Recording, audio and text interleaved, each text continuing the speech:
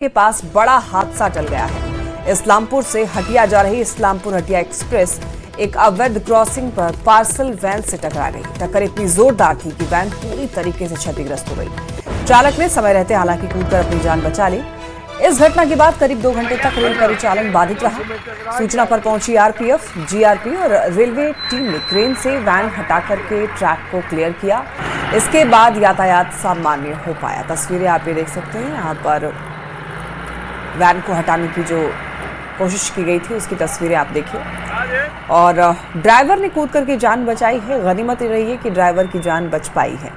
यातायात को काफ़ी समय बाद सामान्य कराया गया। लगभग 2 घंटे का वक्त लगा वापस से यातायात सुचारू रूप से करने के लिए। तो ट्रेन और पार्सल वैन में बताया जा रहा है कि टक्कर हुई है और इसमें बुरी तरीके से वैन क्षतिग्रस्त हो गई।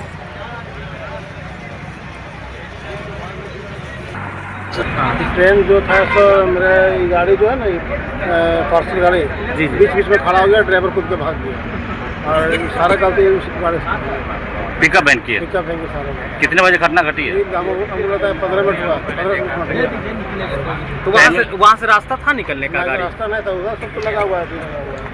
फिर भी हल्का गैप पे घुसा रहा था। पता चला कि गाड़ी जब क्रॉस कर रहा था तो आगे पिकअप आ गया। वो अच्छा, पिकअप आ गया, ड्राइवर छोड़ के भाग गया। गाड़ी स्पीड में थोड़ा टकरा गया। कितने बजे हुई है घटना? करीब 8:30 बजे के लगभग में। कहाँ से आ रहे हैं आप? इस्लामपुर से। गाड़ी बहुत जोर से टक्कर मारी। इतनी जोर से टक्कर मारी कि सबको लगा कि अब क्या हो गया। जैसे एक होता है कि धक से जान निकलती है, वैसे लगा एक बैग से। सब लोग हड़बड़ा गए ट्रेन में। जैसे हम लोग बाहर निकले खिड़की से झाँके तो देखे ट्रेन इसको बीचों बीच काट चुकी थी। गाड़ी फंस गई थी बीच में।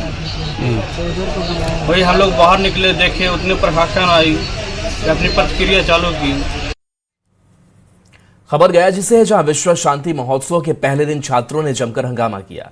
खान सर के नहीं आने पर छात्रों का गुस्सा फूट उठा और उन्होंने कुर्सियां तोड़नी शुरू कर दी। गयाजी के गांधी मैदान में पीस एसोसिएशन ऑफ इंडिया के बैनर तले 3 दिवसीय विश्व शांति महोत्सव का आयोजन हुआ है। इसमें हिंदू, मुस्लिम, सिख, ईसाई, बौद्ध और जैन धर्म के गुरु शामिल हुए। इस महोत्सव में खान सर को भी शामिल होना था, लेकिन प्रोग्राम के शुरू होते ही मंच पर खान सर पसंद नहीं आए। इसको लेकर छात्र भड़क गए और हंगामा शुरू कर दिया। देखिए कुर्सियां तोड़कर कैसे उत्पात मचाई गई है। ये तस्वीर आप देखिए। मंच पर एक तरफ जीतन मांझी मौजूद है। विश्व शांति महोत्सव चल रहा था और महोत्सव के पहले ही दिन हंगामा हो गया। छात्रों ने जमकर हंगामा कर दिया, यहाँ पर कुर्सियां तोड़ डाली और ये तस्वीर आप देखिए। अफरा तफरी का माहौल है। खान सर के नहीं आने पर ये छात्र आक्रोशित हो गए। कुर्सियां तोड़कर जमकर ये उत्पात मचाते रहे। खान सर इस धरती का एक आदर्श बन चुके हैं, लेकिन वो खान सर के शिष्य लोग क्या करके गया देख रहे हैं। खान सर बहुत अच्छे हैं। खान सर आज देखते तो ये जो बच्चे लोग उच्छृंखलता, कुर्सी फेंक कर जो भाग जाना, ये खान सर जी का शिक्षा नहीं है। जो मानवीय मूल्य है, ह्यूमन मूल्य है, उसको कहीं न कहीं हम दरकिनार करते जा रहे हैं। और यही कारण है परस्पर विद्वेष का, यही कारण है आपस में कटुता का। और आपस में कटुता के साथ साथ इसको आगे अगर बढ़ाते हैं तो हमारे देश के चारदीवारी को पार करके दूसरे देशों में जाता है और एक देश दूसरे देश से लड़ता है। बेतिया से इस वक्त एक बड़ी खबर मिल रही है। बदमाशों ने युवक को गोली मार दी। पुरानी रंजिश को लेकर गोली मारने की खबर है। युवक के पीठ में गोली लगी है। मौके से खाली खोखा बरामद किया। नरगटियागंज के नंदपुर नया टोला गांव की यह घटना बताई जा रही है, जहां पर पुरानी रंजिश में गोली मारी गई है। युवक के पीठ में गोली लगी है और वहां से खोखे बरामद किए गए। नरकटियागंज के नंदपुर नया टोला गांव की यह घटना है। और यहां से देखिए जो खोखे बरामद किए गए हैं, तस्वीरों में आप देख सकते हैं। इस मामले में हालांकि कार्रवाई की जाएगी। मामला पुलिस के संज्ञान में है। बदमाशों ने युवक को गोली मारी है। हालांकि इसके पीछे पुरानी रंजिश बताया जा रहा है। कृषि मार्केट, मेरे पीछे एक लड़का था तो मतलब हाथ दिया कि भैया थोड़ा अनंतपुर ढाला पे हमको छोड़ दीजिएगा, ठीक है। उसके बाद हम बोले कि ठीक है आजा तू बैठ जाओ मेरे बाइक पे, हम चल रहा है कटहरा वहीं उतार देंगे तुमको। उसके बाद वो बोला कि थोड़ा गांव में लेकर चलो।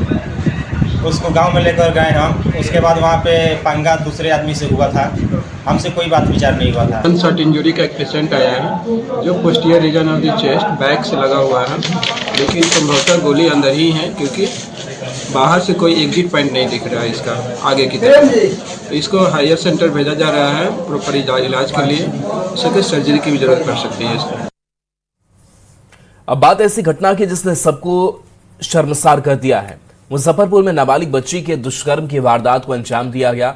बच्ची की मां की सहेलियों ने इस जघन्य वारदात की साजिश रची। ये रिपोर्ट आपको दिखाते हैं। नाबालिग बच्ची से दरिंदगी, मां की सहेलियों की साजिश, रूह कपाने वाली हैवानियत। ये वही किराए का मकान है जहां नाबालिग बच्ची के साथ हैवानियत का नंगा नाच किया गया। मासूम बच्ची के साथ दरिंदगी की वारदात को अंजाम दिया गया। क्राइम सीन पर पुलिस जुटी हुई है और एफएसएल की टीम सबूतों को जुटा रही है। जिस कमरे में बच्ची के साथ हैवानियत हुई उसे पुलिस ने सील कर दिया है। मुजफ्फरपुर के मिठनपुर में नाबालिग बच्ची के साथ हैवानियत की इस घटना ने सबको शर्मसार कर दिया। पुलिस ने इस वारदात में मददगार 3 महिलाओं को हिरासत में लिया है। हिरासत में ली गई 2 महिलाएं पीड़ित बच्ची की मां की सहेली हैं, जिन्होंने पूरी साजिश की प्लानिंग की। पीड़ित बच्ची की मां की 2 सहेली बच्ची को बहला फुसलाकर एक अन्य महिला के पास ले गई, फिर उसे एक नशेड़ी मैकेनिक के हवाले कर दिया, जिसने किराए के मकान में बच्ची के साथ दुष्कर्म की घटना को अंजाम दिया। बताया जा रहा है कि 2 अन्य युवक भी बाइक से आए और उसने भी बच्ची के साथ रेप किया। घटना के बाद बच्ची को लहूलुहान हालत में घर में छोड़ दिया। हम मिठनपुरा थाना अंतर्गत एक नाबालिग लड़की से रेप की घटना की सूचना मिली थी। इस पर त्वरित कार्रवाई करते हुए उसमें शामिल 3 महिलाओं को हिरासत में लिया गया है और मुख्य अभियुक्त के विरुद्ध कार्रवाई की जा रही है। जो आरोपी है वो फरार है अभी इसमें? हाँ, उसके लिए हम लोग कार्रवाई कर रहे हैं। एफएसएल वगैरह आई थी? हाँ, एफएसएल की टीम आई थी। नाबालिग बच्ची से दुष्कर्म की दिल दहला देने वाली घटना के बाद हर कोई सन्न है। पुलिस फिलहाल मेडिकल रिपोर्ट का इंतजार कर रही है। मुख्य आरोपी गाड़ी का मैकेनिक अभी फरार है। बड़ा सवाल है कि बच्ची को हवस का शिकार बनाने वालों की गिरफ्तारी कब होगी। बच्ची की मां के सहेलियों ने भरोसे का कत्ल क्यों किया? हम कैसे समाज में जी रहे हैं जहां नाबालिग बच्ची भी सेफ नहीं है। नाबालिग बच्ची से घिनौना खेल खेलने वालों को कैसी सजा मिलनी चाहिए? न्यूज़ 18 के लिए मुजफ्फरपुर से प्रियांक सौरभ की रिपोर्ट। चतरा के हंटरगंज में स्कूल में महापाप के खुलासे के बाद हड़कंप है। मेडिकल जांच के दौरान 3री क्लास की छात्रा गर्भवती पाई गई। मामले के खुलासे के बाद प्रशासन एक्टिव मोड में दिख रहा है। प्रिंसिपल को हिरासत में भेजा गया है, लेकिन लोगों का गुस्सा थमने का नाम नहीं ले रहा। आरोपी की पहचान और सख्त कार्रवाई की मांग की जा रही है, तो प्रशासन पर भी गंभीर सवाल उठ रहे हैं। देखिए रिपोर्ट। चतरा के हंटरगंज में मचा हाहाकार। 3री क्लास की बच्ची मिली गर्भवती। प्रबंधन की लापरवाही पर गंभीर सवाल। हिरासत में प्रिंसिपल, उच्च स्तरीय जांच जारी। चतरा का हंटरगंज प्रखंड, यहां अनुसूचित जाति आवासीय बालिका विद्यालय में महापाप हुआ है। स्कूल में 3री कक्षा में पढ़ने वाली नाबालिग बच्ची मेडिकल जांच में गर्भवती पाई गई। मामले के खुलासे के बाद हर ओर हड़कंप है। लोगों में नाराजगी है और स्कूल में पढ़ने वाली बच्चियों की सुरक्षा को लेकर चिंता का माहौल भी है। घटना की जानकारी मिलते ही बच्ची के परिजन स्कूल पहुंचे और प्रबंधन पर लापरवाही का आरोप लगाते हुए विरोध दर्ज कराया। सूचना मिलते ही मौके पर पुलिस टीम भी पहुंची और त्वरित कार्रवाई करते हुए प्रिंसिपल को न्यायिक हिरासत में भेज दिया। स्कूल में महापाप को देखते हुए जनप्रतिनिधियों ने भी नाराजगी जताई और दोषियों पर कड़ी कार्रवाई की मांग की। तो गंभीरता से पदाधिकारियों ने लिया है और इसको जांच करके सही विषय को सामने लाने का प्रयास उन्होंने कहा है कि उसको सामने लाने का प्रयास कर रहे हैं और जल्द ही सच्चाई सामने आ पाएगी। बच्ची एक प्रेग्नेंट पाई गई है, तो उसका जांच के लिए एसडीओ साहब, एससी साहब और भी जिले से पदाधिकारी लोग, थाना प्रभारी लोग, सारे लोग मौजूद थे। तो जैसा भी अभी रिपोर्ट बनाया गया है, बच्चियों से पूछताछ की गई है, रिपोर्ट बनाया जाएगा। जो भी आरोपी होंगे, बच्ची तो टीचर का नाम ले रही है, तो जो भी आरोपी होगा हम चाहेंगे, सरकार से मांग करेंगे कि कड़ी सजा दी जाए। पूरे मामले में प्रबंधन की भूमिका पर गंभीर सवाल उठ रहे हैं। पुलिस पूछताछ के लिए प्रिंसिपल शंकर प्रसाद को थाने ले गई, जहां से उसे न्यायिक हिरासत में भेज दिया गया।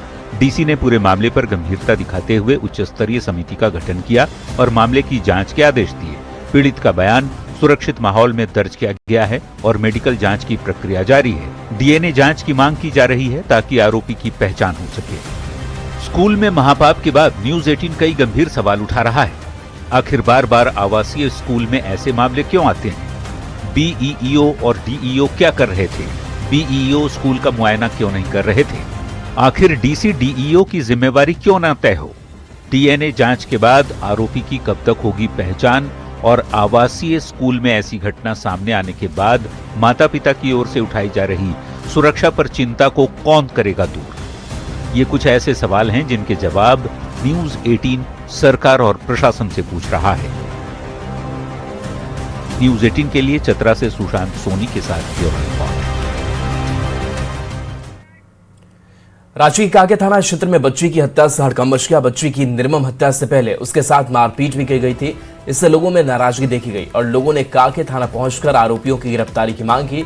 आरोपी की खेलने और पढ़ने की उम्र में बच्ची से घरेलू काम कराया जा रहा था और नहीं करने पर उसे टॉर्चर भी किया जा रहा था। मासूम बच्ची को घरेलू काम करने के लिए बुढ़मो के उमेदंडा से कांके के मनातू 4 साल पहले सीडीपीओ सुषमा देवी लेकर आई थी। परिवार ने जब शव देखा तो उसके शरीर पर चोट के गहरे निशान थे जो निर्मम हत्या की गवाही दे रहे थे। लोगों ने हत्या और बर्बरता के आरोपी की गिरफ्तारी के साथ सख्त सजा देने की मांग उठाई है। पुलिस पूरे मामले की जांच में जुटी हुई है। तो बच्ची से घरेलू काम कराया जा रहा था और इसी मामले को लेकर के पिटाई हुई, जख्म के निशान भी मिले हैं। सीडीपीओ पर बच्ची से काम कराने का आरोप लगा, जिसके बाद से उसके परिवार वाले भी आक्रोशित हो गए हैं। और देखिए किस तरीके से अपनी आवाज उठा रहे हैं। बच्ची के परिवार की आर्थिक हालत बताया जा रहा है खराब थी, वो काम कर रही थी, लेकिन उसके साथ साथ ही दुर्व्यवहार किया जा रहा था। अधिकारी ने ही मौत की जानकारी भी दे दी है।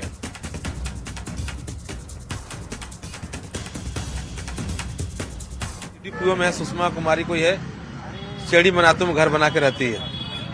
वो 4-5 साल पहले उसको लाती है और लाने के बाद उसके साथ क्या करती क्या नहीं करती है, ये तो आज की घटना के बाद पूरे मालूम चल गया कि किस प्रकार से वो उस बच्ची को मारकर मरवा कर और मारने मरवाने के बाद हमको लगता है कि बहुत दिन तक उसको फ्रिज वगैरह में कहीं पर रखा भी गया। जिस प्रकार से फोटो दिख रहा है, पैर बांधा हुआ, पैर में चोट है, मुंह में चोट है, मुंह फट गया है।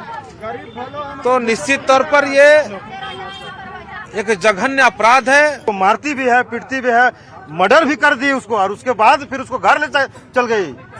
लड़की के बाप के पास लेके चला गया, उसका गांव चला गया। देखिए उसका हिम्मत देखिए।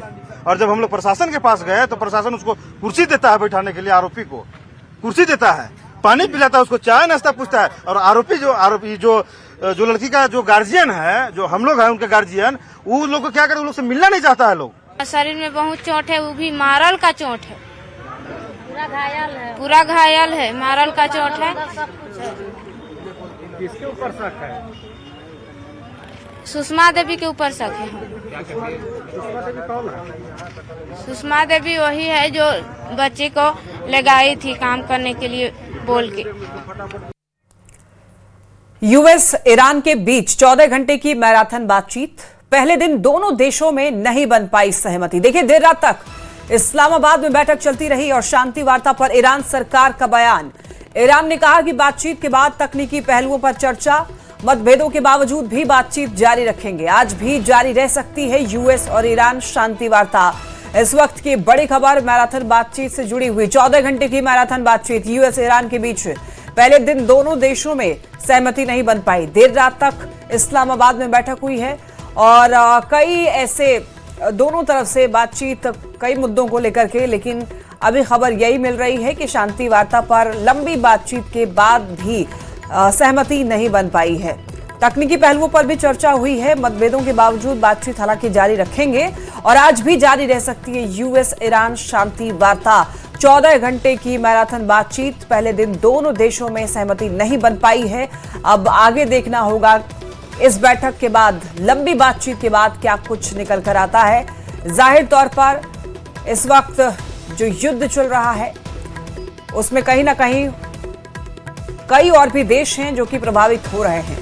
आर्थिक संकट से कई और देशों को गुजरना पड़ सकता है। अमेरिकी उपराष्ट्रपति जेडी वेंस की प्रेस कॉन्फ्रेंस और उन्होंने कहा कि हम किसी समझौते तक नहीं पहुंचे हैं। ईरान के साथ बातचीत अच्छी चल रही है। ईरान ने हमारी शर्तें नहीं मानी। यूएस डेलीगेशन वापस जा रहा है। ईरान को हमने बेस्ट ऑफर दिया। तो अमेरिकी उपराष्ट्रपति का ये बयान और प्रेस कॉन्फ्रेंस के दौरान कहा कि हम किसी समझौते तक नहीं पहुंचे, यानी कि जो बातचीत हुई है वो बहुत सकारात्मक इसे नहीं कही जा सकती है। हालांकि इससे अच्छा जरूर वेंस ने बताया है। तो देखिए, एक कोशिश की गई ताकि अमेरिका और ईरान के बीच एक बातचीत हो सके। दोनों देशों के प्रतिनिधिमंडल आपस में मिलते हैं। पाकिस्तान की भी अपनी भूमिका रही और इन सब के बीच यही कहा जा रहा है कि शर्तें जो हमने रखी है वो शर्तें कुछ मानने को ईरान तैयार है, कुछ नहीं है।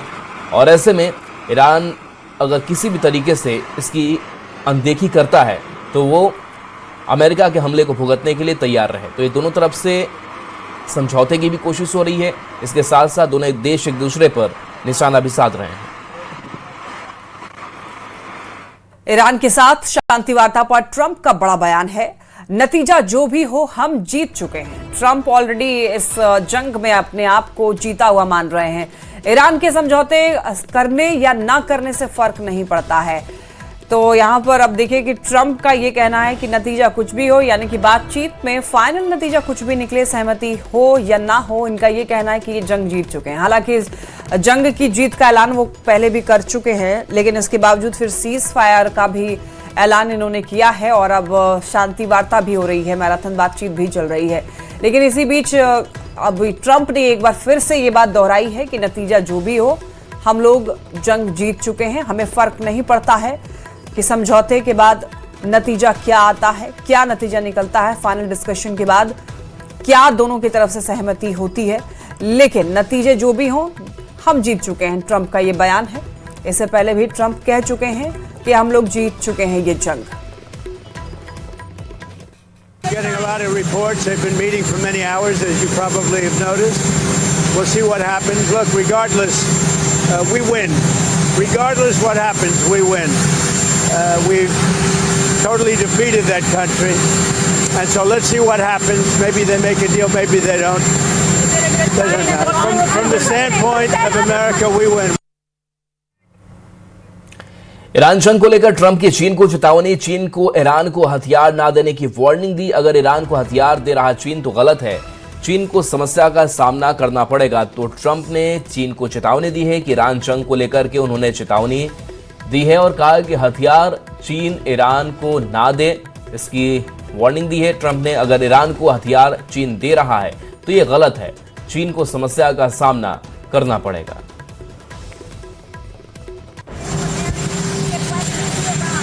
Well, if China does that, China's going to have big problems, okay?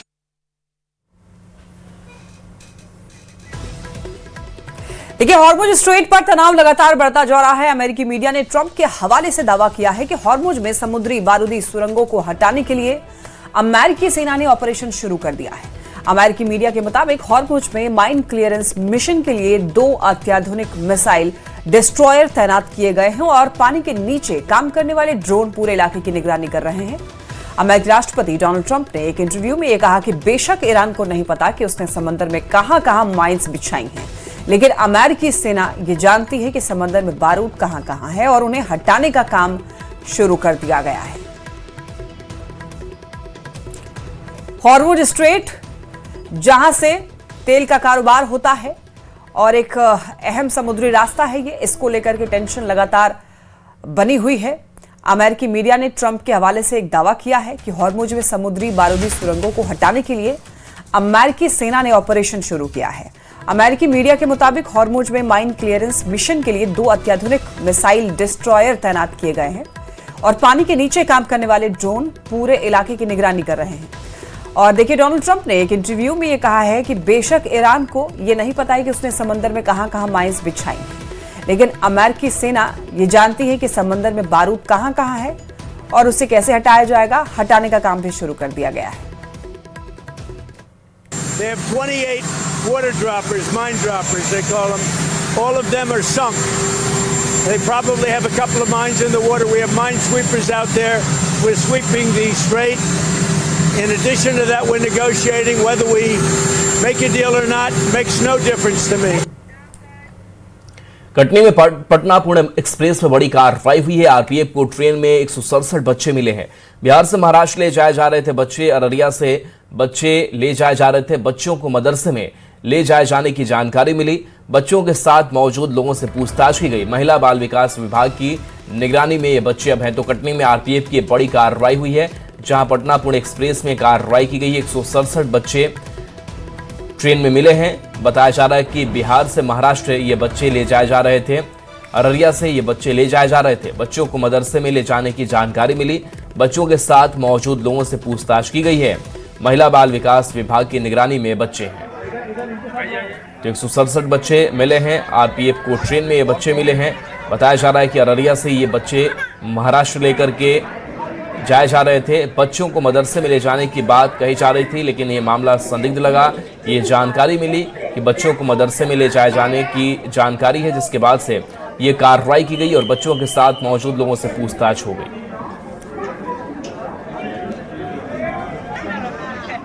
Katni को ये किसी ऑर्गेनाइजेशन ने सूचना दी थी कि लगभग ये अररिया बिहार से लगभग करीब 100, ये सूचना तो हमको 100 की आई थी, कोई बच्चे 167 है, इनको दानदेर ले जाया जा रहा है। तो अभी हमने ये रेस्क्यू किया है। आरपीएफ टीम, जीआरपी, बाल कल्याण समिति की टीम थी और मैं डीसीपीयू कटनी से हूँ। तो हम सभी ने मिलकर इन बच्चों को भी रेस्क्यू किया है। प्राइम ऑफिस जो तथ्य सामने आए हैं कि कुछ इनके साथ जो एडल्ट लोग हैं वो इनको किसी मदरसे में पढ़ाई के लिए ले जा रहे हैं। अब ये जांच का विषय है, आगे CWC अपने स्तर पर जांच करेगी।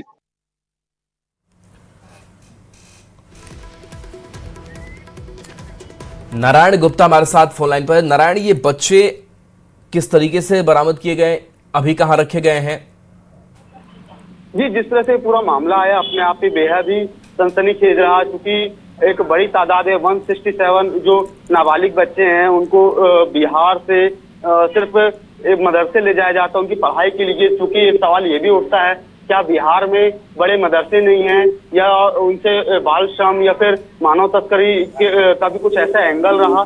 तो ये तमाम चीजों को लेकर जो कटनी आरपीएफ और जो बाल कल्याण की टीम है उनको सूचना मिली हुई थी, जिसके बाद इन्होंने तत्कालीन एक्शन लेते हुए रेल प्रशासन के साथ कल शाम ही पटना पुणे ट्रेन से इन तमाम बच्चों को और इनको ले जाने वाले करीबन 6 जो मुस्लिम समुदाय, विशेष समुदाय के लोग हैं, उनको ट्रेन से उतार के काउंसलिंग शुरू करी है। बताया जा रहा है ये तमाम जो बच्चे हैं बिहार के अररिया जिले के रहे, जो महाराष्ट्र के लातूर मदरसे ले जाए जा रहे थे। और ये भी पता किया जा रहा है क्या ये तमाम जो बच्चे क्या एक ही समुदाय विशेष के रहे या कुछ उसमें अलग समुदाय के लोग भी रहे, और ये इनके परिजनों से ये तमाम चीजों की अनुमति ले जाया जा रहा था। ये तमाम जो चीजें हैं ये न सिर्फ CWC बल्कि रेलवे भी इसकी जांच कर रही है, क्योंकि ये पहला ऐसा मामला है जहां पास इतनी बड़ी तादाद में नाबालिग बच्चों को महिला बाल विकास कल्याण और CWC के द्वारा रेस्क्यू किया गया है। जी चलिए, शुक्रिया इस अपडेट के लिए आपका। पटना के दानापुर में शनिवार देर रात बड़ा रेल हादसा टल गया। रूपसपुर नहर के पास रेलवे ट्रैक पर एक इनोवा कार फंस गई। तभी उसी ट्रैक पर सीमांचल एक्सप्रेस पहुंची। चालक ने सतर्कता दिखाते हुए इमरजेंसी ब्रेक लगाकर ट्रेन को समय रहते रोका। कार सवार गाड़ी हटाने में नाकाम रहे। बाद में यात्रियों की मदद से कार को ट्रैक से हटाया गया। करीब आधे घंटे तक ट्रेन रुकी रही, जिसके बाद परिचालन सामान्य हुआ। अब इस घटना में कोई हताहत नहीं हुआ है, लेकिन बड़ी दुर्घटना टली है।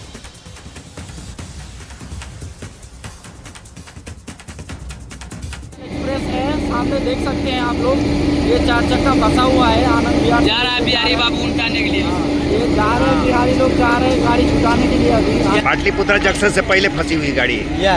कहाँ से ही गाड़ी आ रही है? ट्रेन आनंद विहार से।